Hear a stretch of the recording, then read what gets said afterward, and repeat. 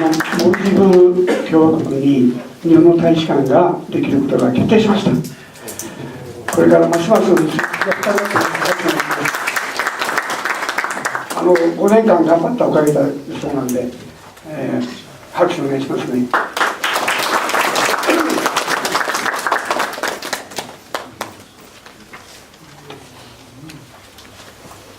Thank you very much. At the outset, allow me to thank you, Mr. Motea, for giving me this opportunity. It's not only a distinct privilege for me personally, but also a great honor for my country. Thank you. この場に、ご招待していただきましてありがとうございますと、個人的にも大変名誉あることだけども、国としても大変感謝しております。I'm going to use a presentation so that you'll be watching the TV screen, not my face. So it will be maybe something pleasant for you. まずですね、ビデオを見ていただきたいと、私はビデオをこちらを見ていただきたいと。Maldives is an island destination that is famous for its hospitality. So maybe using a presentation would give you the idea of what we have to offer. モルディブ共和国はですね、日本と同じでおもてなしの国ということで有名なんですね。今回プレゼンを通じてですね、皆さんにもうちょっとモルディブのことを知っていただきたい。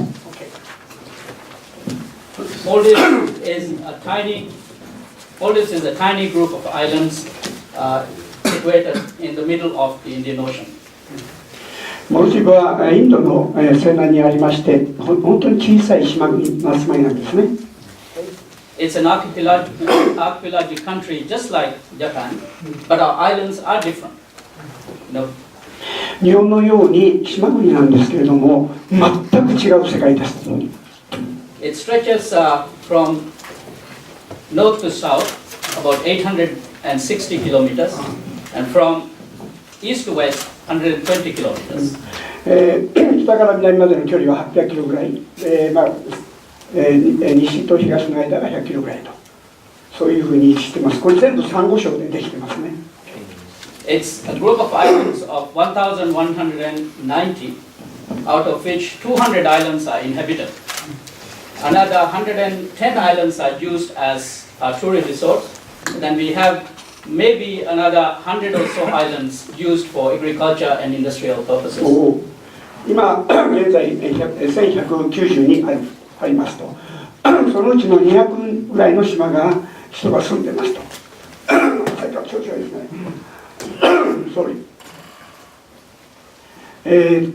100ぐらいですね、観光の島として、それからもう一つ100ぐらいの島を農業にやろうとか、多目的にですね、島ごとにどういうことをやろうかという考えてですね、とてもコントロールされています。で、観光の島はですね、観光客が中心になって、あんまり村人とは近づられないような形になっています。It stretches over a sea area of 90,000 square kilometers. 小さな国なんですけれども、海洋ではですね、9万ヘクタールですか。9万キロ平米ですね。で、何倍もの300倍のものを持ってまして、海底資源がすごいということですね。はい。Out of this 90,000 square kilometers, only 1% is above water. この9万キロ平米の中で 1% が陸っていうか海から顔を出している島なんですと。Everything else is underwater. Here I have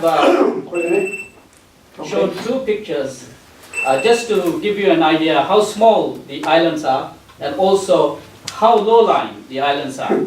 It's the average elevation, natural elevation of the country is 1.5 meters above sea level. 海抜わずか 1.5 メーター、ちょうどこのくらいですね。私の背ぐらい。これが海抜です。で、人口は34万5千人。Before I could say he has already said so anyway, but the population is 345,000. It's very, very small country. わずか人口40万にいきません。今39万という数字もありますけれども、こういった数字なんて本当に小さな国なんです。The history of the Maldives can be traced back for centuries. しかし歴史が深くて何世紀も過去に遡ることができます。We were never colonized by any colonial powers, 一度も植民地化されたことはありません。 except for a very brief period of 15 years in the 15th century when the Portuguese ruled us. ポルトガル人に15世紀にね、15年ぐらいオキュパイされたこと、占領されたことがあるけれども、それ以外はありません。However, in the 17th century, when the British Empire was expanding in South Asia, we decided on our own to ask for their help, and we became a protectorate of the British Empire. プロテクトレートっていうのは保護国っていうんですね。で、イギリスがずっとやってきてですね、保護国の一つになりましたと。Under the British Empire, Britain was actually controlling our defense and foreign policy.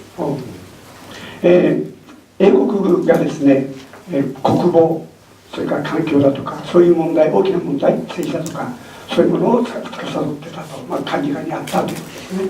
Fortunately, our islands were too small for them to colonize, so nobody lived there except for a military base which they maintained during the war, and they removed it in 1976. 小さいことはいいことだ。あまりにも島々が小さすぎてですね、植民地化する価値がなかったとというところで生き延びてきた。で、1965年にこういう独立されたわけですけれども、非常にね、小さい国の運営の仕方は抜群だと思いますね。We became independent from Britain in 1965. 英国領から独立したのが1965年。In the 50s, just before independence, the British did a study on the economic viability of the islands, and especially on introduction of tourism in the country. But the study found that Maldives is not good for tourism.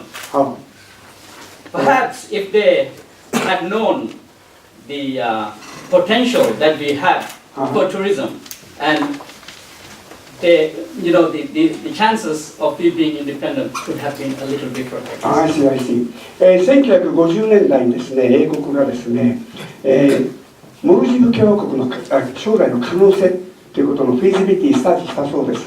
で、とてもね、これ観光でやったらすごいねと。だけど、独立しようとしている気分があるから、そのことを隠していたそうです。で、いろんな利点がね、こうやってやればこの国はこうなるよっていうような話があったんだけど、これをひた隠しにして、その後65年に独立しちゃったと。In 1965, when we got independence, we were the smallest country, as the smallest independent country. And when we joined the UN Security Council actually had a very big debate on admitting small countries like us to the United Nations. The Security Council members, especially the superpowers, were saying that small countries like us would not have the capacity to operate within the UN. We would be leaning towards one power or another, and also we would not have the economic strength to pay UN dues. But fortunately, we won because the charter was on our side. Each independent country had the right to join the UN, and finally a decision was made that we should be given the chance to become a member. I can tell you that we have never defaulted on our dues. We have always paid our dues on time, in full. On time, in full. And also we have demonstrated that small countries like us can actually play an important role in the United Nations. Okay. 実はですね、今大変興味深いお話聞いたんですけれども、1965年独立した後にですね、国連加盟の問題が持ち上がってきたんですね。その時に、強国安全保障理事会のメンバーの人たちだとか、世界のスーパーパワーの人たちが、こんな小さな国ね、無理だよと。大体活動に参加することもできないだろうし、それから国連で、自分たちお金払わなきゃいけないんですね。そういうお金も払うことできないだろうと。こんな小さな国だからということだったんですけども、国連憲章を見るとどんな小さな国でもチャンスがあるんだと。で、最後まで頑張って、加盟できたんですね。でそこでそれから言うのはデューっていうのは、お金を払う義務があるんですけども、そのデュー、そういう割り当てた金もきちんと払ったし、遅れることがなかった、オンタイムって遅れることなくちゃんと払っていったと、それで信用を勝ち得ていったんだと。ちょっと拍手してあげてください。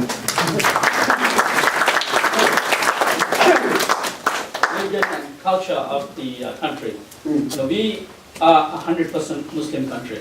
We embraced Islam in the 12th century, and before that we were Buddhists.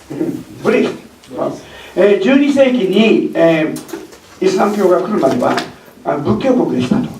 で現在は12世紀にイスラムの人たちが来て完全にイスラム国、マイルドのイスラム国です。Okay? But I assure you that our Islam is totally different from the Islam that is being practiced in parts of Pakistan, parts of Afghanistan, or parts of Nigeria. So that is not the Islam that we know, and we will never allow that to happen in our country.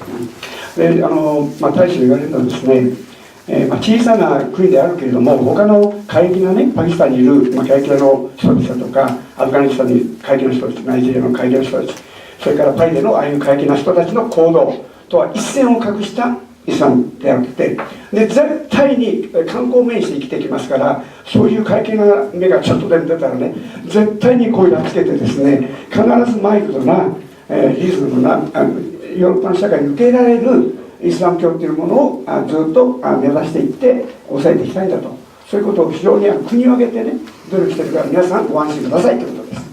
Being an Islamic country, of course, the Islamic traditions play an important part in our culture.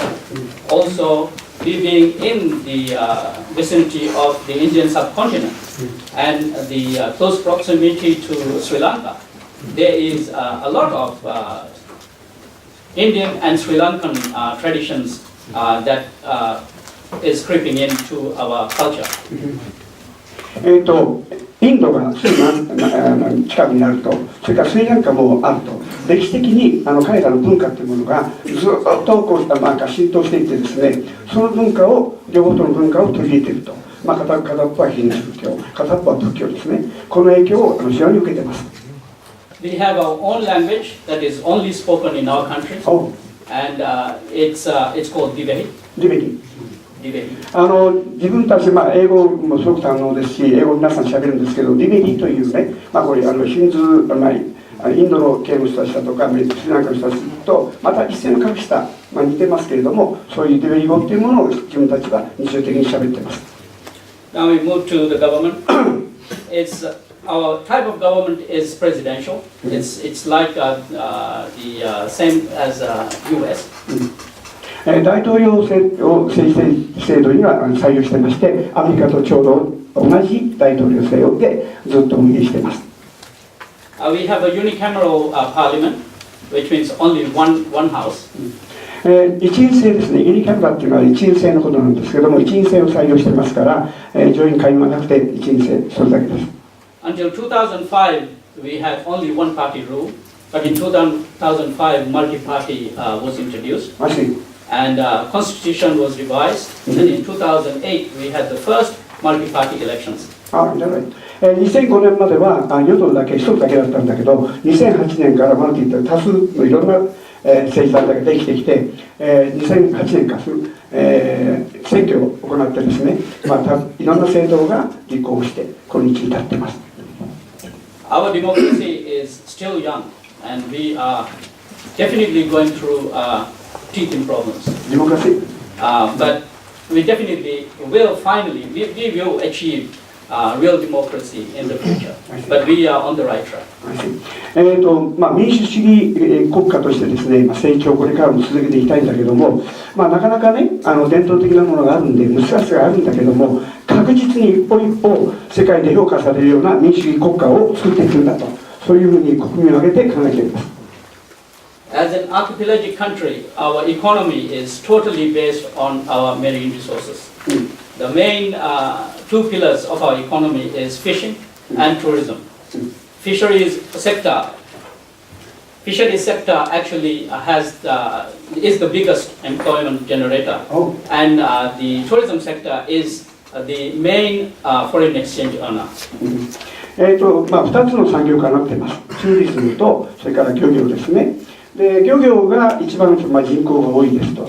だけどお金を稼ぐのはツーリズムの方で観光に、日本と同じように観光に力を入れていきたいと思っています。I know I'm running out of time. So let me now turn to Japan-Maldives relations. Japan and Maldives established diplomatic relations in 1967. お世話に。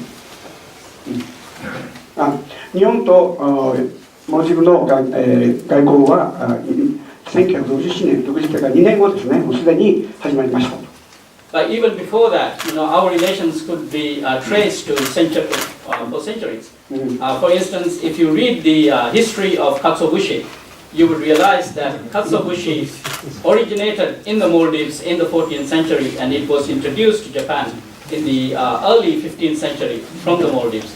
So we have a major bond between Maldives and Japan that needs to be explored. モルディブと日本との関係、鰹節から始まりました。鰹節のオリジンは14世紀にですね、その時15世紀から広まっていったんですけれども、日本にもたらしたのはモルディブの私たちでしたと。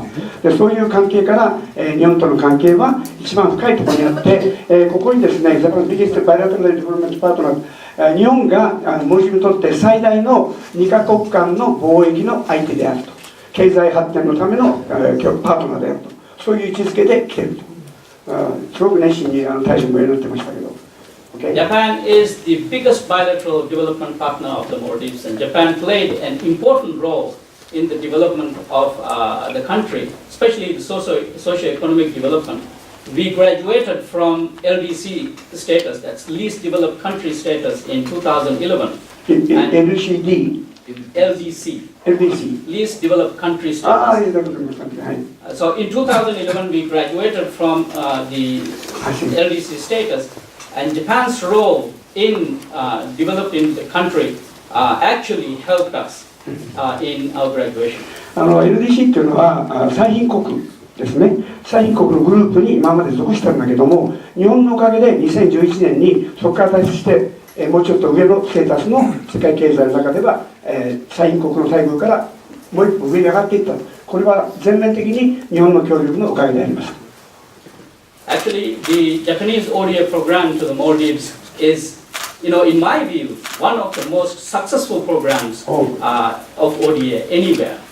Because every yen that you have given, I would say 99% of it has reached its intended targets. ODA、日本政府がですね、ODA をアフリカをはじめ東南アジアあちこちでやってるんですが、ODA のプロジェクトの中で多分モルディブが一番成功した例ではないだろうかと。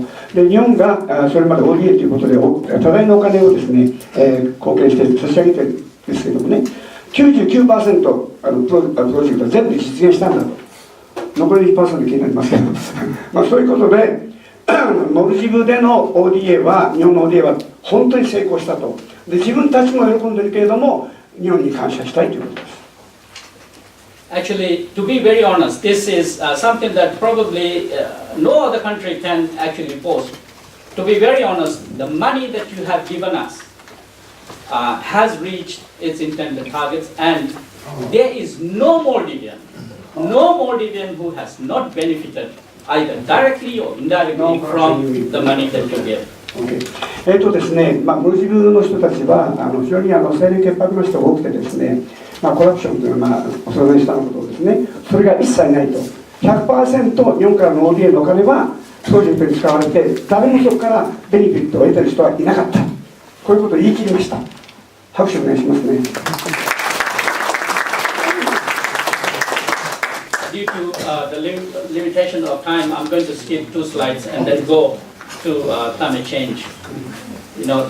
Climate change is the major security threat facing my country.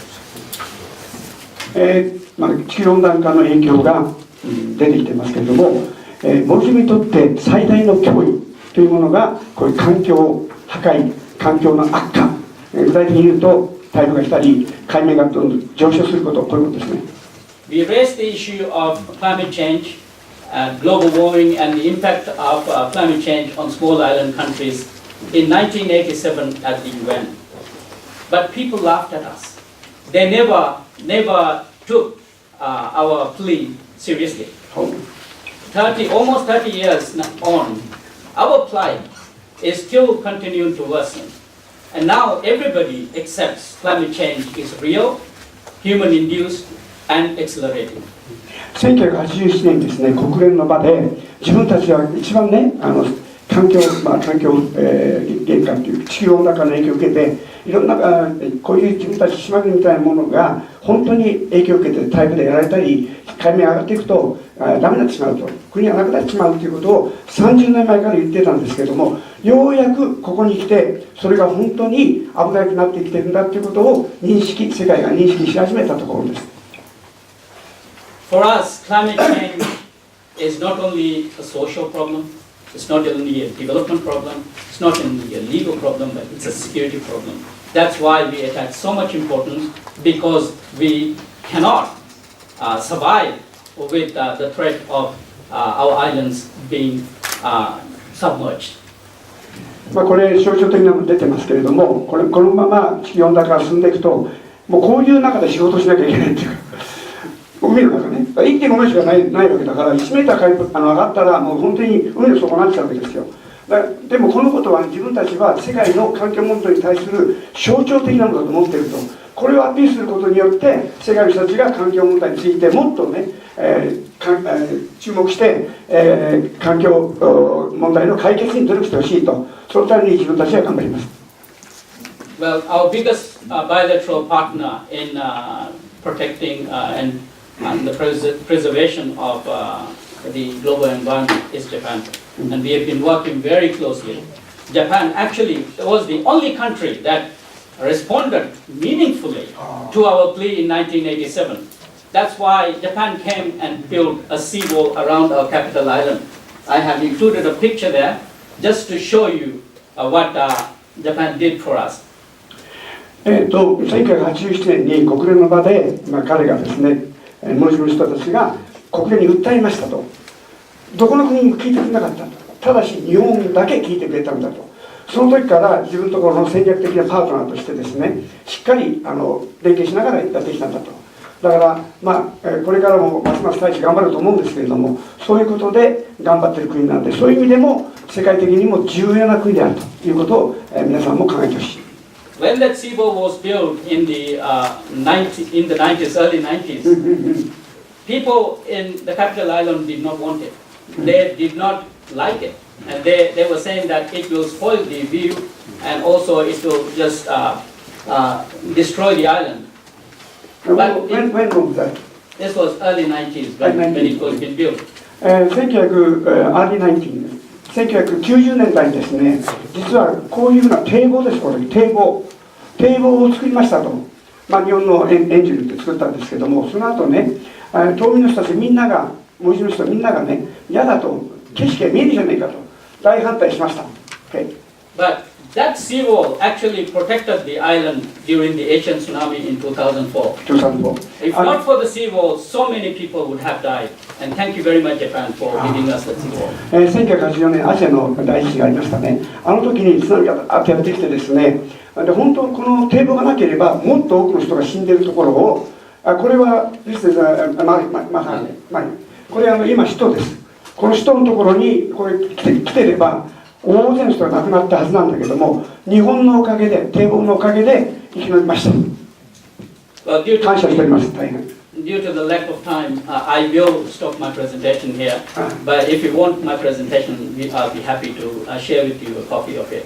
Thank you very much once again. ご質問がありましたら、この映像を皆さんに差し上げますので、持ってきてください。